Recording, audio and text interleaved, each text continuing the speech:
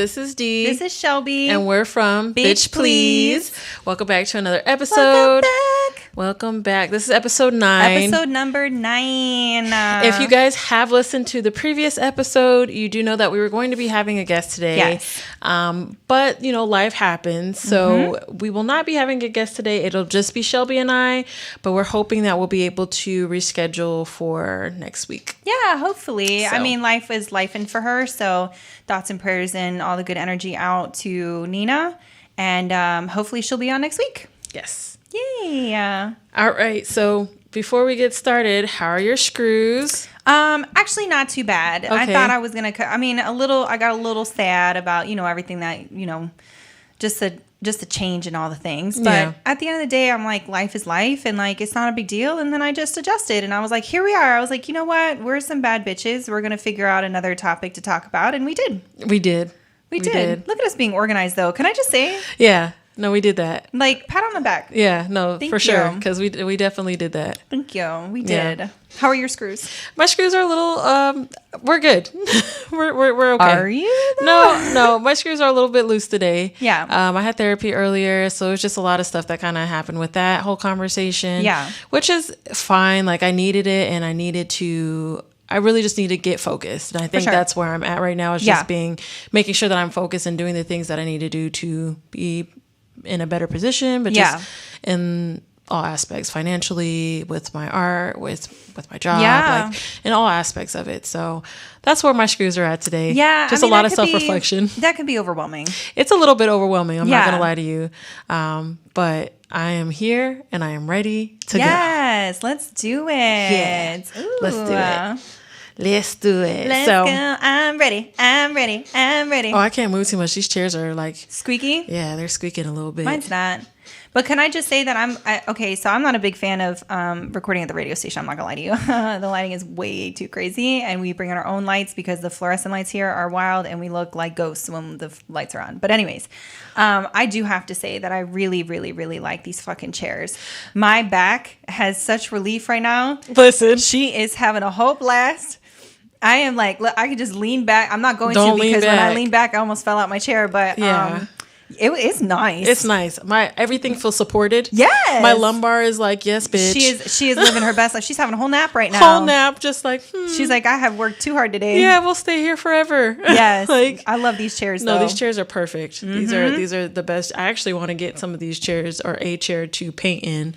Yes, I think that would be perfect because you have like this weird little chair that you sit in, right? It's an acrylic chair and it's awful. Yeah. It was just supposed to be for decoration. So yeah. But yeah, I need to get a chair that I can actually comfortably paint in. Absolutely. Because these are nice. And these my are buns feel nice. Yes, I'm very comfortable right now. I am too.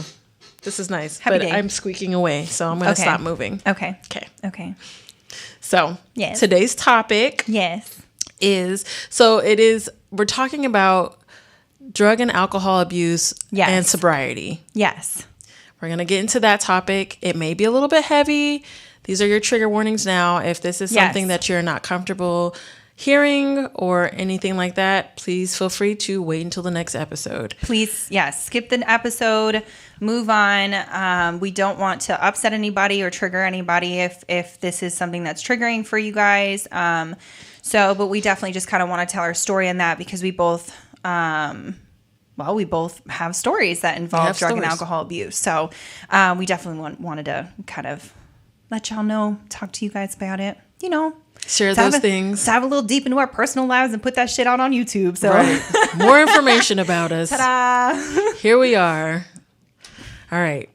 Do you want to get started? Or do you want me to get started? You go ahead and get started. My story's a lot shorter. You go ahead and get started. So how did it start for you? Where did that all start and take place? As far as drinking and stuff? Drinking and then the drug abuse and all of that. Where did that start for you? So the drinking and stuff probably started fairly early in life, but I noticed when I got to college, it really amped up as it typically does for most college students. For sure.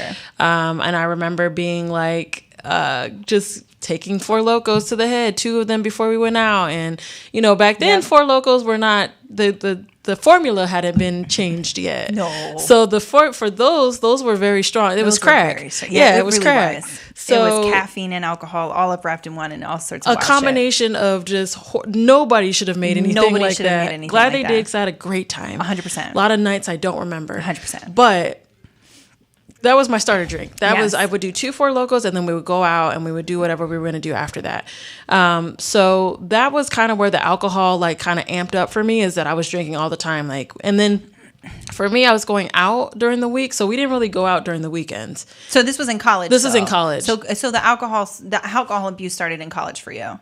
How did it start? The alcohol abuse started in college. Yeah, I would say because it was like, I had drank when I was younger, but it wasn't really like a thing that often as a kid because I was so young. Yeah. And it wasn't really easy for me to get alcohol, but I was drinking young. Yeah. It wasn't until I got to college that it got really bad because I had access and it was everywhere and all the parties had alcohol, so it was just drinking, and my tolerance was crazy high back then. Yes. So I was just downing everything I could because I could. Yes. You know what I mean? Yes. I would be drunk, but I wouldn't be like that messed up. I mean, there was nights that I was completely trash. Yes. But there was times where I could drink some Everclear because I used to be able to go on base. Yeah. And that Everclear was different than the Everclear that you could buy in the store because it was on base. Mm-hmm. So we would make all of our like sorority drinks, fraternity drinks, like all the drinks would be made with Everclear as like the base. Wow. At least for us. I don't know about everybody else, but that just kind of is what caused me to drink a lot. Yeah. With the drug part of it was more so pills for me. Mm-hmm. When I was in college, that's when I had my first surgeries. Oh, right. So for my HS, which I've mentioned to you guys before, I have HS, hidradenitis. Yeah. We will go into that a whole nother episode. But I started having my first surgeries there, and with those surgeries comes prescribed medication. Yes. And for a little bit there, it was hard because I know my parents were concerned that I would become addicted to pain medication because I was getting it so often. Yeah. Yeah. Like I want to say I had 3 or 4 surgeries while I was in college. Maybe more than that. And each time it was like bottles and bottles of Vicodin and Percocet and this and that. Damn. And they really dished that shit out too. Like it was nothing. They would just give it to you and they'd be like, oh, do you need more? And you'd be like, I mean, I'll take it. I'm not going to say no. I'm not going to say no. Yeah. And so that was what started that whole thing. Yeah. And then it started to become, well, I've been taking these pain pills for such a long time that now my tolerance for them has gone up. Yeah. So then I started mixing them with alcohol. Oh, wow. So it was me and pills and alcohol. And that's just kind of how I was living for a while because it was the condition that I have is still very, very severe still. Yeah. Super painful, very hard to function. I can imagine. So that was me in my head saying, oh, this is for the pain. Yeah. Not realizing that, no, girl, you're just drinking and taking pills. Like this, you might be in pain and you probably are in pain, but it ended up being excessive. Yeah, for sure. And so that's kind of what started the whole problem with pills. Yeah. And I got back. So when I got out of college, I got back to Vegas, still drinking kind of heavily. Cause I would drink like every day. I mean, especially before I left college, like I said, I had a week schedule. Yeah. So we went out on Monday, Tuesday. Actually, we went out Monday through Friday. Yeah. And Saturday and Sunday we rested. Yeah. And so you're partying all week and you're drunk probably all week. So, excuse me, when I got back from college. I just totally itched my boob on camera. Oh, it's all good, girl. I was like, I'll edit it. Go ahead. No, you don't have to. Okay. Yeah. When I got out of college, I went back to Vegas and I was staying at home for a little bit, which was fine. There was a lot of stuff that happened while I was in Vegas that was very hard to deal with. Yeah. That's when I first started going to therapy. Because of that, I was drinking a lot again. Yeah. But I was also still having surgeries and still getting pills. Yeah. So how old were you when this was going on? By this point, I was probably 20. I might be like 22 23. Okay, so you were still super young. Yeah. That's right, because you went to college when you were like 18, right? Yeah, I mean, I was like technically 19 because when my birthday falls, but yeah. Yeah, okay. So I was a little bit later, and it took me a little bit to graduate. Girl, I started college when I was 25, so I mean, it's like... But I'm saying, like, as far as like the time of me starting to the time I graduated was a little bit longer. I got you. I'm picking up what you're putting down. You know, life. Life is life. So around the time that I'm back in Vegas, I want to say I'm like 22, 23. Mm-hmm. And I had left the house. So I moved out of my parents' house. I was living with my one of my best friends. Yeah. And I remember, and this is what actually caused me to stop taking pills. Yeah. We went out to this event. Mm-hmm. And it was a drinking event, which I was like, cool, we're about to turn up. We're about to have a good time. Yes. And I got wasted. Mm-hmm. So wasted that I threw up in her car. Oh. And I threw up all on the side of her passenger door. Like it was bad. I was a mess. I was a mess. Like I could barely walk. Like I was all over the place. And she like kind of was like, what the fuck is up? Like, what are you doing? What's going on? And I finally was like, look, I've been mixing pills and alcohol for a very long time. Yeah. And that's what I did tonight. And I got to stop taking pills with alcohol. Yeah. And that was literally kind of what made me go, yeah, stop. Yeah. So even now, because I still have had surgery since. Yeah. I'm very hesitant to take pills. Yeah. Because I don't want to repeat that cycle. Yeah, no, absolutely. I try to not take them if I'm able. Yeah. And fortunately, most of the surgeries I can get off with taking it for like a day. Yeah. And then I'm fine. There's been a couple of surgeries that I've had that have, especially since I've been out here. When I first moved out here, it was pretty significant and the pain was excruciating. So I was taking them more frequently because I just couldn't tolerate the pain. Yeah. But I wasn't drinking with them. Yeah.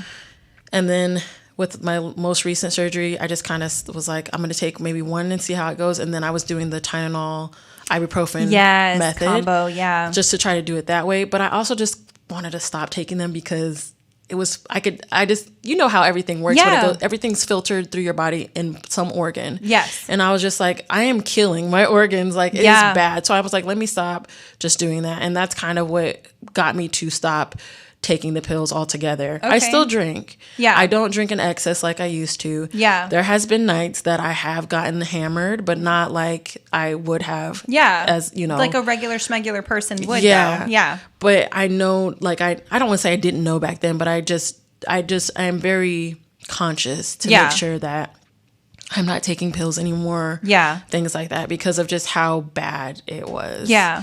I mean, it's a miracle, to be honest, that I have made it. Yeah. Because, you know, mixing high levels of alcohol with, you know, high dosage of pills, especially multiple pills, because you think about it, most people take maybe like a half or one of like as prescribed. It's like you take one regular and you're okay. Do that. Yeah, I was taking like 3. Oh my God, yeah. And then I was mixing it with alcohol. Yeah. So yeah, you know, that's wild. But it is true though. Like I mean, you could have died from that. And it's crazy because like now, like our past and like what we do now with our job and all that we see, you know, because we are, you know, forensic autopsy technicians. So we do see the overdoses. We do see those crazy cases. Yeah. And to see that and be like, that could have been me. Absolutely. Is mind-blowing to me some days. It is, because I just think about it, like you see, like you said, you get these reports and you're like, damn, they were on pills. Yeah. Like, that's crazy. Yeah. And it just makes me think about, you know, it's actually kind of funny because I watched that docu-series, the pill one, the one with the Oxycontin.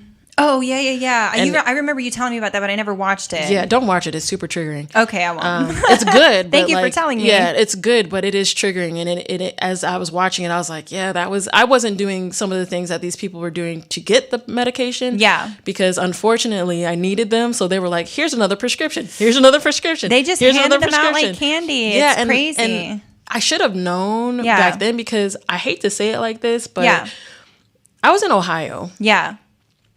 The doctors out there, say it. I'm black. Yeah. Like, I was waiting. The doctors out there were just not. They did not give a fuck. I went in for my appointment with one of the doctors, and he was like, "Oh, how many kids do you have? Like, what have you? What? You know, where do you work? Blah blah blah." And I was like, "Oh, I'm in school." And he's like, "Oh, you're in beauty school?" And I was like, "No, I'm in college. Bro. Yeah, like I'm at a university. Like I'm getting my degree." And he's like, "Oh, what are you getting your degree in?" And I'm like, "Biology."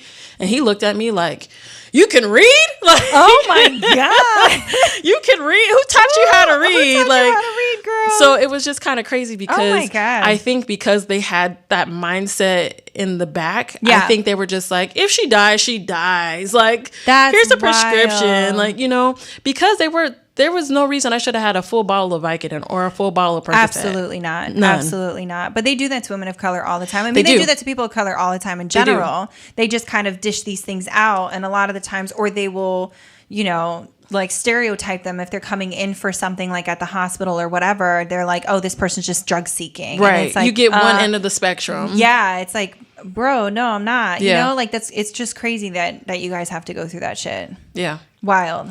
So girl, the inner rage in me just want to like, you were there for one of the appointments. I was there, and you saw how I reacted to that doctor. Yeah. I was ready to fight this man for Deidre.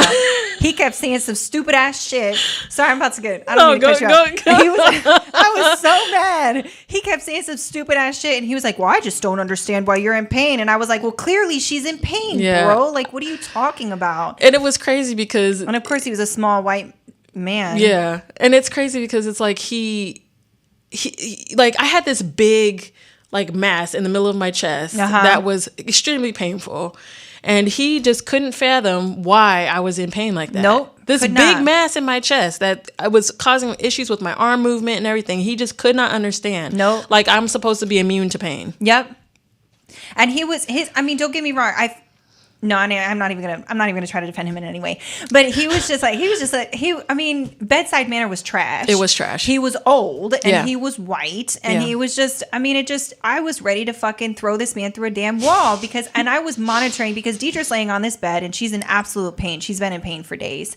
And I'm watching this man and what he's doing. And first of all, he don't even pull the right amount of fucking medication. He didn't even pull the right amount. And I saw that and he's putting it in. He's like, well, I just don't understand why you're in pain still. Because you didn't use all the medication. Sorry, I'm on my soapbox now. No, I was it's okay. so pissed. I was so mad about this man acting that way. I was ready to fight everybody. It's like that.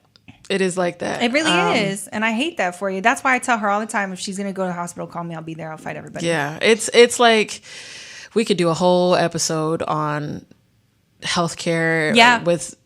It's absolutely. rough. It is very rough. But I say all that to say, because of that, especially at that time, it was just constant pushing. Yeah. Granted, nowadays it's more like, oh, are you drug seeking? But back then it was like, what do you want? You want this? I'll give it to you. Whatever. You want this? I'll give it to you. And if you die, you die. Yeah. Kind of thing. Yeah. But I also I really try to be conscious of not taking pills because of that. And I know that was a thing for a decent chunk of time that I did. Yeah. But I was able to like overcome it, and I was able to really kind of actually just not like cut back on how I drink, but also cut back on even taking medication like that is that high of a level. Yeah. I mean, good for you. And let's just be honest, like they probably don't work like that. No way, because I was on them for so long and I did take so many of them at a time, and I don't know what the limit is. And so I don't want to ever put myself in this situation again where I'm like, well, this one didn't do it. Maybe this two don't do it. Maybe this three don't do it. I don't want to do that because I don't know what will be the thing that ends it. Yeah. You know what I mean? Yeah. That's terrifying. Yeah. So I try to avoid that at all costs because of that. Yeah. And it's crazy because that was one of the main things that my parents were concerned about. And I mean, unfortunately, like they were right. That's where it went. Yeah. That's where it went. And it sucks because you do have a medical condition. So it's like you're going to need those on occasion. And it's like you have to struggle through like, do I test the waters or do I stay in pain? And it's just like, that sucks. Yeah. I hate that for you. Yeah. I hate that for anybody who has to go through it. Yeah. You know, I've known people who have like crazy back problems and stuff like that. And then they are on these pills. And the next thing you know, they're on a whole fentanyl patch. Yeah. And they have a patch that they have to continuously change on a daily basis. Right. And it's just like for back pain. Yeah. And I'm like, oh my God, I couldn't imagine just having to, like, you're running this through your body all the time. Mm-hmm. And then they have to continuously up the dose because it just doesn't work. And these are a lot of older people too. Yeah. It's just sad. It is really sad. I'm just grateful that it didn't get to the point for me where I was like, okay, this isn't cutting it. Let me try meth. Yeah. Because that is a common thing where people are on pain. Thing. Yeah, people are on pain medication and they just go to some wild ass drug. Yep. That was never my story because I unfortunately kept getting the pain medication. Yeah. But you know what I mean? Like, I'm just grateful that it didn't take that turn for me. It just stayed with me abusing it pretty much. Yeah. Abusing the pain medication. So. Yeah. But, I mean. Yeah. Even with my last surgery, I think I took maybe 1 or 2 of the pain pills that they gave me. I remember. Yeah, and I just kind of left it at that. Yeah. Like, I was like, hey, I'm not going to try to take these. And they were like, okay, well, if you need more, probably not. Yeah, I did the same for mine. Yeah. Actually, I think it took me a couple of days to go feel it from one of my surgeries. Yeah. So. Yeah. Yeah, but... That's my story. That's wild, though. I'm proud of you for being able to do that because not a lot of people can actually just put the pills down. Yeah. So I'm one of those people that could just not put the shit down. I get it. Like, I actually get it because had it not... you know what I think it was for me? I was so embarrassed by how fucked up I was that night. Yeah. And how I destroyed her property. Yeah. You know, because it's her car. And how she had to get it clean and all this stuff. I think I was so embarrassed and I just felt so bad about it. Yeah. That I was like, I cannot have anybody in that situation ever again. And I think that was what did it for me. Because I was just like, this is insane. Like, you should never thankfully I wasn't driving or anything like that. But it's just like, I should never be in that position. I should never put anybody in that position. Yeah. That's not cute. That's not fun. I didn't even have a good time because I was throwing my life up. Yeah. You know what I mean? Yeah. So, no, I get it. That's literally all it was for me. Embarrassment. Listen, it's there's always some line for people that, and I say for some people because I'm not one of those. I did a lot of embarrassing shit, and the way I coped with it was by doing more drugs and alcohol. But there's a lot of people that I know that had problems, had an embarrassing moment, and was like, I'm never touching this again. And it just floors me that people can do that because that's not how it was for me in any way. I kind of had hoped that I would get that for everything. Yeah. But I can't even lie and say that there hasn't been nights that I have been drunk and like did something stupid and been like, wow, that's embarrassing. Yeah. Like even years after. Yeah. I mean, a couple of New Years ago, I was projectile vomiting. Listen. At the bar I was at. Listen. But the thing is I feel like alcohol is so... like socially accepted, you know what I mean? So like doing something like that on occasion is like people are like, oh, she just got a little lit, you know, that's not a big deal. Yeah. But yeah, no, I get it. Yeah. I get it. So, because I know your story is an interesting one. My story is crazy. Let's hear it.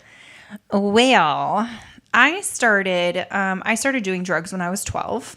I started drinking and doing drugs when I was 12. I started actually just kind of, you know, smoking and stuff like that. And I started smoking cigarettes during that time too. But I had a very emotionally and mentally and physically rough childhood. So prior to doing drugs, I was a runner. So I ran miles on miles on miles on miles. Like I needed an escape. It was what I was trying to do and what I was trying to get at.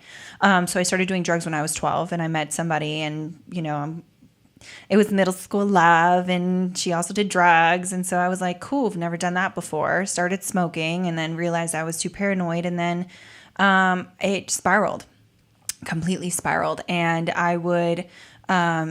I started drinking too because both of my parents were heavy drinkers.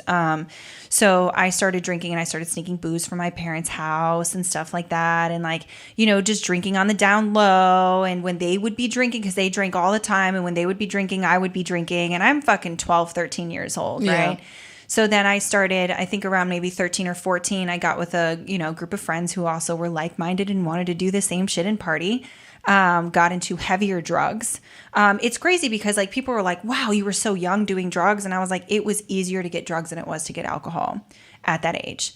I was one of those kids that would stand at the gas station, the Hey Mister kids, like, hey Mister, can you buy me this? Hey Mister, can you get me this? You know? But yeah, I would go out and I would do a lot of heavy drugs. And I did that all throughout middle school, and high school got even worse. I actually started to have seizures at one point. And I'm not sure because it was never like really determined because I didn't go to a doctor for it. But I mean, I did, and they said I had epilepsy and all this other stuff, and they put me on a bunch of medication. But I was on that medication on top of doing drugs and drinking a lot of alcohol. So I was having all these seizures and all this stuff going on. And that kind of continued on until I stopped drinking and doing drugs. When I did heavy drugs, I mean, I did everything. I tried all of the things. I wanted anything that you put in front of me, I did. Snorted, smoked, ate, parachuted. And if you don't know what that is, you're more than welcome to look it up because I'm not going to describe it on here. That's probably smart. I did all sorts of shit just because I wanted something in my body because I could not escape my reality, what my life was and what I was going through. And I did that for years. I did that for absolute years. I can't really remember a lot of my childhood because I was so high and fucked up all the time. I was doing drugs at school and I was skipping school. I mean, I was in freshman year and I would literally go out. I would sit outside because there was like where I went to was Boone High School. And if anybody went to Boone High School, I was supposed to graduate in 2010. So if you went during that time, then you probably knew who I was. Very sorry. But so sorry. I'm a different person today. Come meet me. But yeah, so I went to Boone High School and there was this tree that would all the, druggies and all the people who smoked cigarettes would go and smoke cigarettes there before school because they didn't have on-campus smoking anymore. And I used to go there in the morning and I used to snort lines before class. Whatever anybody had, pills, cocaine, anything. I was snorting line and how old are you when you're in ninth grade? You're like 14, 15, and I'm out doing lines like I was a junkie, and essentially, I was becoming that. Yeah. And I would skip class and I'd go to the bathroom and I'd do drugs and I would do all this stuff. And I always liked uppers because I wanted to keep going while I was drinking. That was the whole purpose. Mm-hmm. I wanted to stay up and keep going. Like I wanted to be present, but I also didn't want to feel anything. Mm-hmm. So I didn't like downers a lot. So a lot of the hard downers that I took, I just was like, I got super lucky that I didn't get hooked on it. Like, cause I've done meth, I've tried heroin, I've done all of that. I did the speedballs, I did all the things. And I'm really lucky that I didn't get hooked, that I wasn't like, cause I know some people who've done it once and then they're on the streets. Yeah. I know people who are on the streets right now. I mean, my younger sister's on the street right now, so it's like, it's crazy how you can get hooked on that. And I was very, very lucky I didn't. I did get hooked on coke and a few other things, but yeah, I'm doing this at a fucking young age, at a crazy young age. And I'm going to these houses. I was in crack houses, getting drugs. I was doing all of this as a baby. Yeah. As a baby. Like I look at my nieces and my nephews and I'm just like, I was your age when I was out in these fucking streets. And when I say I was out in the streets, I was out in these streets, And, I was doing deplorable shit, degrading stuff so I can get drugs as a baby, People are out there living their lives and having normal childhoods, and I did not. And I was still living at home, so I was able to maintain, because I was still in school for the most part, but I was, my home life was rough enough to where, at least by the time I was 16, to where I wasn't really noticed much.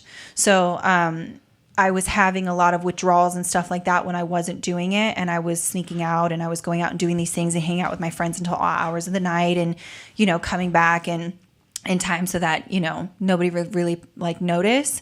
But I think at this point I was just living with my mom at the time and she was in her own little world. So I basically had free reign. Right.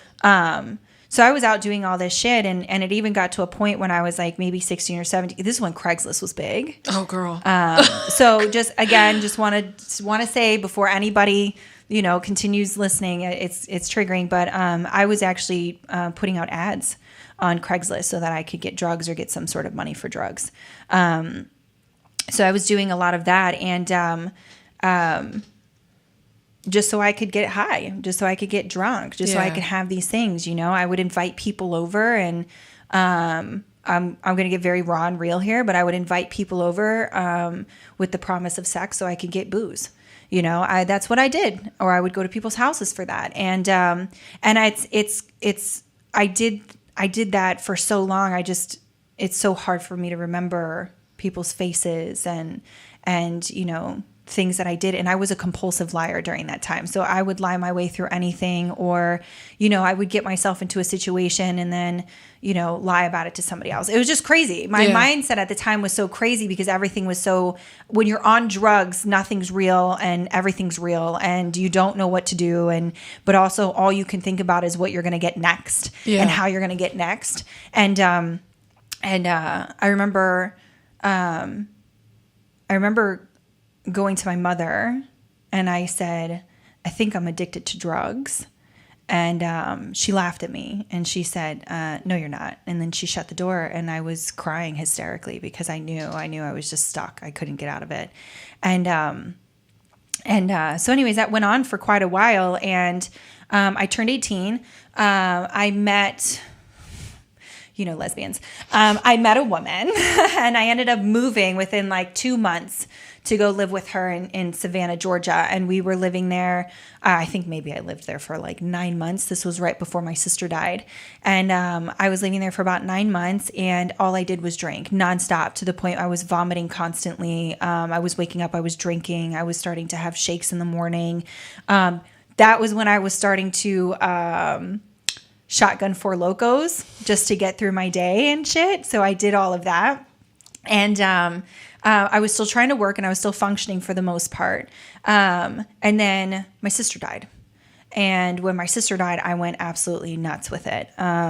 I think for about I don't really remember the whole year that she died because I was just blackout drunk. And that's the thing is like, I would get blackout fucked up. Yeah. There was no in between for me. I was, you know, like you talked about projectile vomiting, like I did embarrassing shit. Yeah. I did embarrassing shit that did not stop me from drinking and drugging. Yeah. Nothing absolutely stopped me. I just needed to keep on keeping on. And that was the only way that I knew how to function because I'd been doing it for so long. That's how I dealt with my emotions. Right. And so my sister died, I think for a whole year. I can't remember that whole year that she died because I was drunk constantly. Yeah. And my family's also, you know, at least at the time, they were pretty heavy drinkers. My family's not so much now. My mother's still, but I don't keep in contact with her. But my family, not so much now. And I was, you know, I just kept doing it. Yeah. I just kept doing it because it's all I knew how to do. And I got sober. I was 21. I found a program. Well, I started going to therapy because I was, again, another trigger warning. I was very suicidal at this time.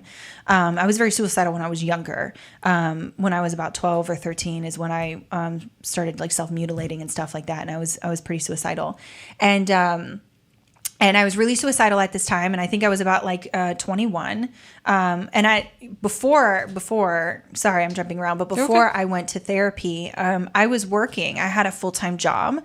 I was barely functioning. I was doing drugs at work so I could stay up. And these were uppers again. And again, pills or whatever I could find is what I was doing. Right. And I was doing uppers at work and I was coming in drunk and I would drink on my lunch break and, you know, thinking like nobody knew what I was doing. Yeah. You know? No, I know what you mean because I know me and a friend, we used to, this place that we worked at on our lunch breaks, we would down 40s in the parking lot and then go back to work. Yeah. I kept a bottle of whiskey in my car. That's what I did. So I drank hot whiskey. You drink. That's a burn. That is a burn. I went out and it wasn't even good whiskey either. It was like, I think what I drank mostly because I was so poor because all my money went to drugs and alcohol was Evan Williams. So it was Uncle Evan. It was your generic Jack Daniels. Yeah. Oh my God, it was so bad. And I kept it underneath the passenger seat of my car. And I would just drink on my lunch break and I'd go into work and at this point, the shakes are getting pretty bad after nights of drinking and nights of, doing drugs and stuff like that. And, I was with random people. And you want to talk about an embarrassing moment? I woke up because I would get blackout drunk. I woke up on the front of somebody's lawn naked, and all I had was my phone. I had no idea where I was, how I got there, or even what city I was in. I don't even remember the night before or what I did or, anything like that. I just woke up naked and I had my phone. And I had to, I think it was like maybe 3-4 o'clock in the morning. And I'm like, nobody saw me. And I had just enough battery left on my phone to call somebody to pick me up. And I had to hide like in a bush. So like nobody could see me because I was assed out naked. And the thing is like, I don't know like who did what. You know what I mean? No, like there's a lot of that I've had to sift through therapy. I don't know who did what to me. There were days where I would like wake up next to people that I didn't know. And I'm like, how did I get here? Like it was so self-deprecating. It just brought me down to a level that I had no idea existed. Yeah. And anyway, so I was doing that while I was working, and I went to therapy, and my therapist at the time was sober, and he told me about, a place I could go to try to help get me sober or whatever. And so I went. I did not detox on my own. I didn't go to detox. I detoxed on my own, which is absolutely dangerous, especially from alcohol. It should not be done.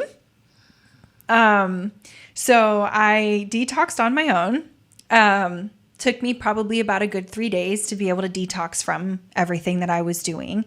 But as I was doing that, I was still going into the program that I was in. It was like I don't want to say outpatient, but I also am not going to mention what it is. So it's, it was a good program. And I started doing that, and it was hard.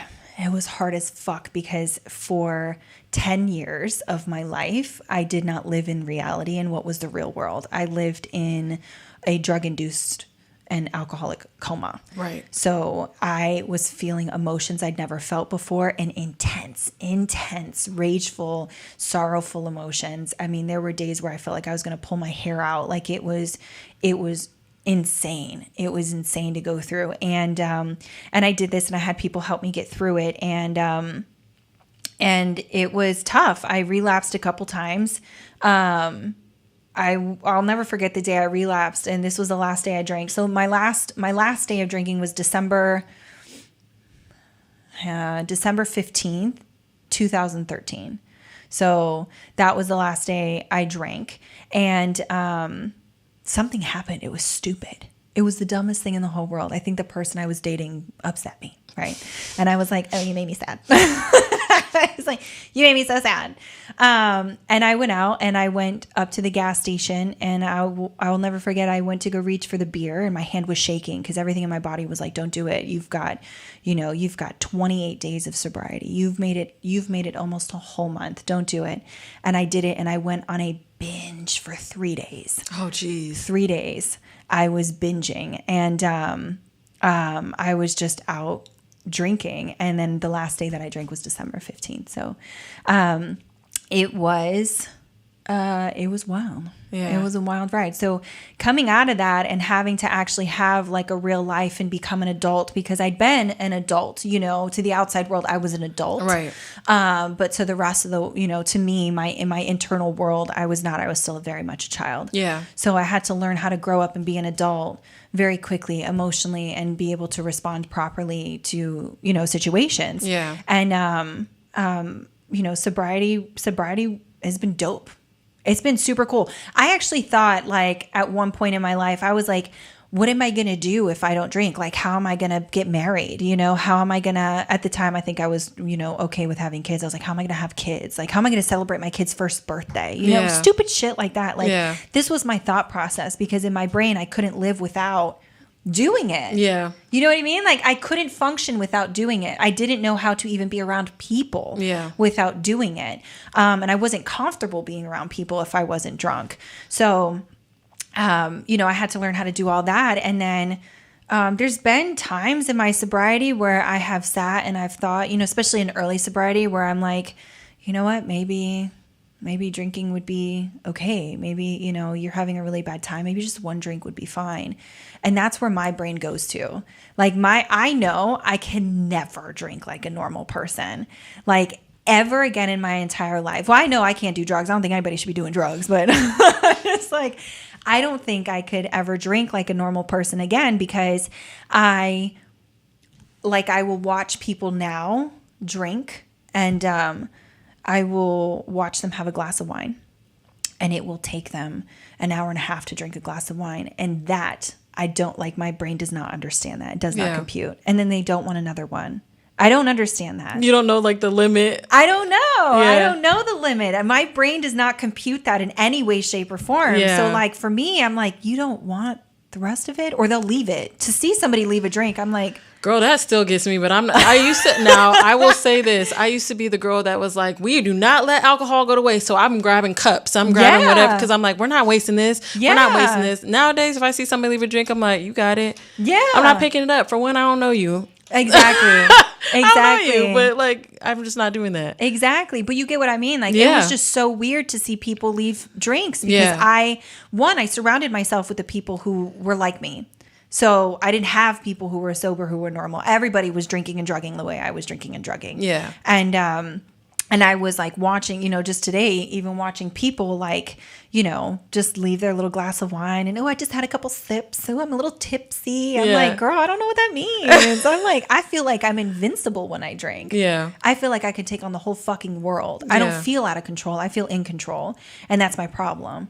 Is like, when I was drinking, I wanted that control over my life. And that's what I thought was doing it for me. So it was my solution for a long time to all my problems. But yeah, so I got sober. I went to college maybe the year after. And I got my whole fucking life together. And it was a mess. And it was beautiful. And looking back now, I've loved every single minute of it. And, I wouldn't change it for the world. But it's definitely, it's something I think I'm always going to struggle with for the rest of my life.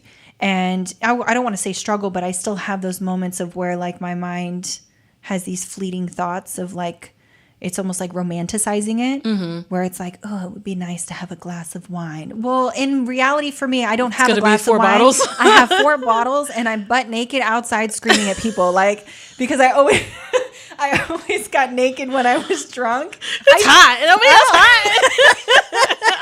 That's me. I'll be like, let's take it off. Nobody else wants to get naked. But in fairness, I hate clothing already. Yeah, so that's fair. Even sober, if I could just have my titties out all day, I would. But, But yeah, I was always naked when I was drunk. Yeah. But yeah, no, I don't. The reality for me is I'm never going to be able to drink like that. And that's okay. Yeah. I'm okay with that. I don't need to go out and drink to have a good time. I'm a whole good time without drinking now.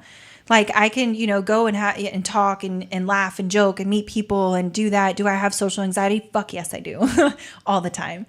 I think that's probably going to stay with me forever. But do I still push myself to try to get out of that? Hell yeah.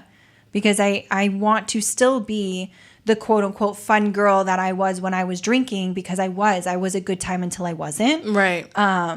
But I still try to exude like, hey, you can still go out, you can have fun. You can go to bars, you can listen to music without needing to have a drink. Mm-hmm. You can just be present. And you see me when we having go out. the best of time out there, just dancing your life away. Yes. I'd be like, go ahead, girl, you better do your thing. I know. And I have my little mocktail. Yeah, I get my little club soda with lime. You're like, I want a mocktail. Can I get a little club soda with lime, please? Like that's my drink to go to every single time. And it's been a whole journey. I've lived a whole life. I am only 32 years old, and I feel like I've lived the life of, somebody 10 times that. Yeah. So it's been a whole thing. And, I look back on me being young, and I look at like little me, and I'm like, I just want to hug her and just be like, it's okay. Like, I know you're going through it, but like, it's okay. You know what I mean? No, I do know what you mean. Do you ever feel like... I feel like I've been talking a lot. I'm sorry. No, you're okay. Girl, you had a lot to share because, it was a lot. You've had an extensive past with it. Do you feel that now, like looking back on everything, you would have gotten the support that you needed early on? Because I feel like if you would have gotten support, it may have changed the trajectory of how everything happened. Absolutely. I wish I had gotten the support. I think my situation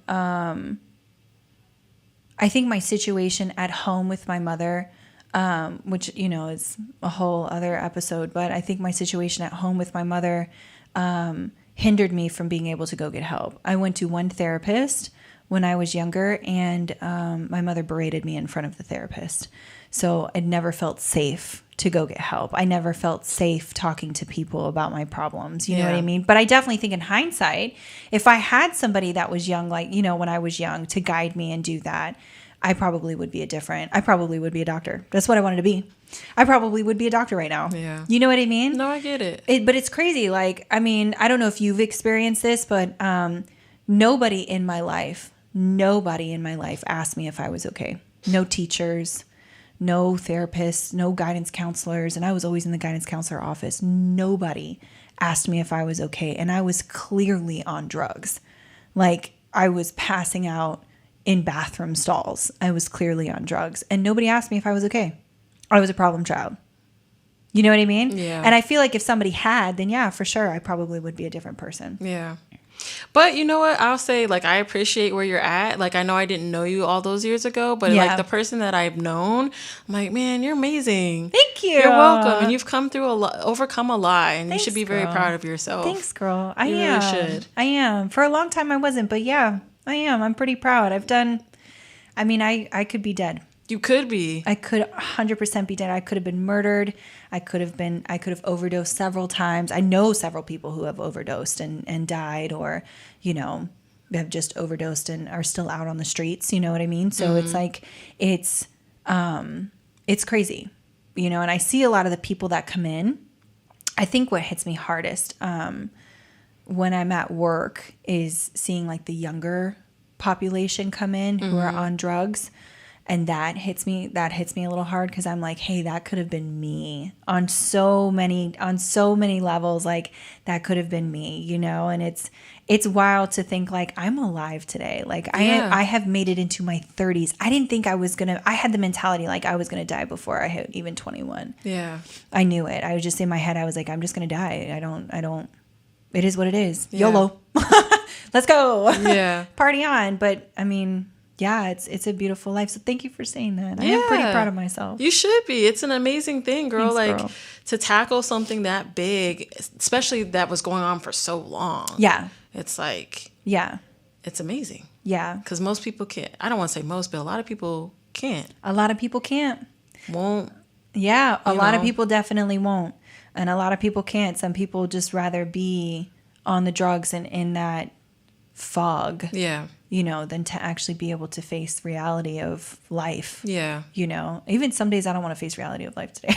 Girl, same. But what I do now is I eat food and I play video games and I sleep. It's a different Sometimes breed a nap today. will do it.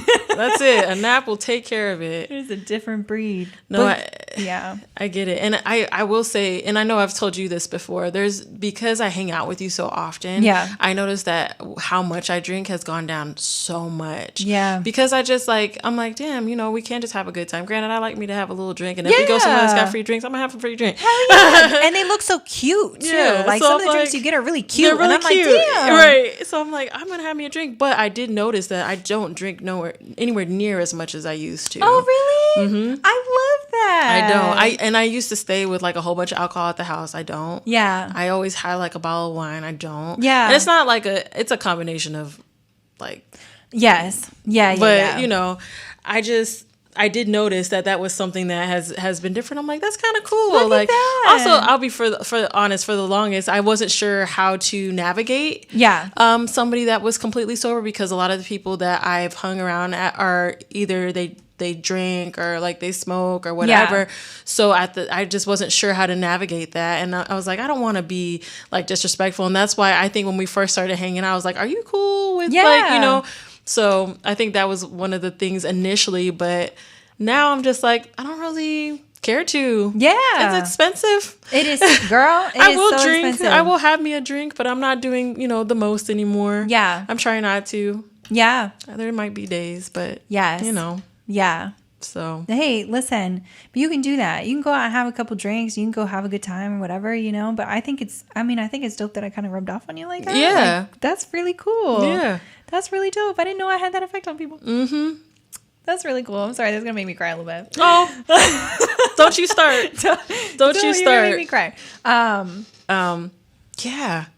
I think it's great that we have both, been able to get to a point of finding the happy medium. Yeah, for sure. For each, like what works for each of us. Yeah. And granted, like my pill abuse was nowhere near, all the things that you had gone through, but it's still something that affected. And I'm glad that, that was able to be like cut off when it was. And I'm glad that you were able to get your stuff cut off when it was, so that we could get to the positions that we're in. I know we're not the happiest with everything every day. Yeah. But, our lives could have been very much different or non-existent at the way we were going. Yeah, girl. Sometimes when I'm really in a fucking shitty headspace, I remind myself like, hey, you're not on drugs and you're not on the streets anymore. Because at one point I was on the streets for a little bit. And I don't want to say like for months on end, but like for probably like a few days I was, out just kind of sleeping on a park bench. So it was, I could be that place and I'm not. Yeah. And in hindsight, even if I'm upset or, frustrated by something, or my life could be, I'm like, oh, why am I not where I'm supposed to be? I'm like, but hey, girl, you're not in a crack house. You know what I mean? Like, hey, girl, you're not naked in somebody's lawn. Like, you just got to look around your house and be hey, like, girl, hit a light switch, open up a fridge and be like, damn. I have a whole new couch that I can nap on. You know what I mean? Comfy ass couch, I know, too. Right? Everybody falls asleep on my couch. That couch is comfortable. Everybody falls asleep on my couch. But yeah, I mean, it just in hindsight, it's cool to be able to see that. Look at us come a long way. And and I feel like everybody's situation is just as hard as mine was. It's just you didn't get to where I got to, but you were still on drugs. You know what I mean? Yeah, no, I get that. And I definitely drugs, girl. No, like, drugs are drugs, and honestly, like I'm grateful that I never got to the point of like, because I always hear the stories about people crushing up their pills and snorting their pills, or like injecting their pills or things like that. And I'm just like, I was just drinking and taking them, a lot of them. Yeah. I'm grateful for that. It kind of sucks that I got there. Yeah. And it really sucks about how I got there. Yeah. But I know that's the story for a lot of people. Yeah. Especially if you have any type of medical, well, back then, now they're really kind of more strict on how they, write out pain medication, like narcotic pain medication. But I mean, it's unfortunate that it gets to that point. And I always feel bad for the people that have taken any amounts of pills and just went straight to something different. Yeah. And are now trying to cope with that because they weren't able to continue to get them. Oh, absolutely. It's really unfortunate, and it's really scary, but it's like legally these doctors can prescribe these meds. They can. And they can prescribe them as, maybe not now, but at the time, you can prescribe them as often and as much as it seemed to be fit. Yeah. And it just, I wish, looking back, that they would have had a better hold, kind of like they have now, on how much they give you. Because now, you'll go in for a surgery, and they're like, take two of these, 2 times a day, and they give you 6 pills. Yeah. And you're like, I don't know what I'm supposed to do. Yeah. Yeah. But thank you. Yeah. So I wish they kind of, looking back, would have been a little bit more strict on it. Yeah. Yeah, people could say self-control and things like that, but when you're in pain and you're just trying to numb shit, you're going to find a way to do it. Yeah. So absolutely. And it's just like, that's the thing, is like, oh, people will tell me like, you have such a strong will. No, I don't. I had to work on being able to change, that. And those cravings still come back sometimes, few and far in between. Right. And I have tools that I put in place to be able to maintain them. But it's just like, no, it's not some sort of strong will, especially when you're in pain, like physical pain, and you have that, And I, mentioning the pills, like I went into the doctor's office a few times because I used to have chronic UTIs due to stupid shit, but I used to have chronic UTIs, and I would always get hydrocodone. Yeah. I would always get oxy. I would always get something. I was always getting some sort of hard drug when all I needed was a goddamn ibuprofen. Like, that's it. Give me an ibuprofen 800 and I should be okay. Yeah. Yeah. They were just like, here's some hydrocodone. Take it with this, whatever. Mm-hmm. I got Percocets like no problem. Same. So It was just crazy. And yes, I did snort those. Yeah, I never like, did. All the time. I never snorted anything because I was like, yeah, no. But I remember having morphine pills, which I don't ever do with morphine because morphine doesn't work for me. No, it didn't last long for me either. But even when they used to inject it, like when I would go to the hospital and they would try to do it, I would feel it go in and it would hit for like a second and then it was gone. And I was like, hey, can you give me something else? And they would look at me crazy, but I'm like, y'all don't understand that I built up this tolerance of pain medication. Yeah. And now I need something that's harder, that's not going to kill me. Yeah. But also to keep me from screaming and bawling my eyes out. Yeah. You know? No, I get it. But I get it. It's just crazy. Yeah. I'll go in and I'll, like, when I went for my surgery, I told them, I said, I don't want to take any pain medicine. They're like, you're going to have to. And I said, the fuck I am. I'm not, I just don't. I took one Percocet. And at the time, my ex-husband, I had him hide the pills because I was so afraid. Yeah. Like one was going to trigger, you know, and a reaction where I wanted more. Yeah. I took it. I loved it. It was like, I can never do this again. Like I can't do it. I'm going to have to just suffer with the pain, which I did. Yeah. I suffered with it and just took ibuprofen and, you know, I have a high pain tolerance, so it wasn't too terrible. But yeah. And one of the things that I always thought was so weird, and this is before I really started like just taking them with the alcohol and stuff like that. Yeah. Was there was people around that would just like be like, oh, do you have Percocet? Oh, do you have Vicodin? Oh, do you have this? Oh, do you have that? And I'd be like, yeah, like why? And they'd be like, well, I want to take it. And in my head, I was like, why would you take that for fun? Yeah. Like I didn't understand until I understood. Until you know understood. What I mean? Yeah. So yeah, it's just so interesting to kind of be on all sides of it and see it. I mean, it's kind of weird, like looking back, we are literally full circle of it in every way, like down to the work that we do. Yes, all the way down to the work that we do. That is interesting. Isn't that wild? I think about that all the time when I go to work. I love it. I mean, I love what we do. Yeah. But I think about it all the time when I go to work and I'm like, wow, I went from being this person to now I'm actually witnessing these people at the very end. I'm witnessing my end. Yeah. What my end could have been. Right. You know what I mean? Right. I could have very easily been on somebody's table. Girl, I think about that all the time. Same. There's so many times in college that I shouldn't have made it out. Like, I'm just like, it's a miracle that I did, to be honest. And how cool is it? Sorry, now let's get into this cosmos real quick. How cool is it that we both could have died? And look at us now. I know. Sitting us here together. Miserable. I'm just playing. Girl. Just a little bit, though. But look at us now, sitting here, you know, sharing our story with the world. BFF and sharing our stories with the world. Right. Like, how crazy is that? No, it is crazy. Universe is good. The universe is funny. The universe is very. She liked to play with her. Play with her shit too much, a little too much. But calm the fuck down. Literally, just chill. Give me a break. But yes, I agree with you that it's funny that we were both able to come in together, and it's interesting that we ended up building the connection that we built. Yeah, having kind of like interesting, like different backgrounds, but similar backgrounds in a sense, you know? Yeah. It's really cool. It is cool. I love you, boo. I love you too. Aww. All right, guys. So this was our very long episode on drug, alcohol abuse, sobriety, all of that good stuff. Yes. If you have any questions, definitely call somebody that's licensed. Or yes, please get in touch with a licensed professional. No, we'll actually put some numbers and things on the video. If you are listening to it on any of the streaming platforms, if you go over to our YouTube, there will be some things on there that you can look out for, so that if you do need some help, definitely get that help that you need. Yes. I'll also be posting it on Instagram as well. So there'll be a post on there with a list of the numbers for like a suicide hotline and, you know, just a few other ones that you could possibly want to use. Yep. So check out our socials. Our YouTube, our TikToks, our Instagrams. Yes. Definitely interact with us. Mm-hmm. And we will see you guys next time. Yes. We love you. Bye.